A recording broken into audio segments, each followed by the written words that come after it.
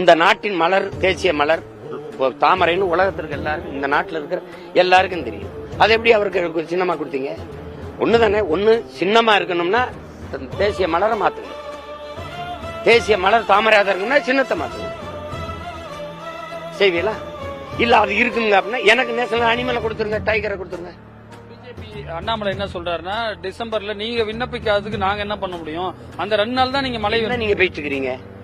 விண்ணப்பிச்ச December 17 விண்ணப்பிக்கிறார், 17 எப்படி சின்னத்தை கொடுத்தீங்க?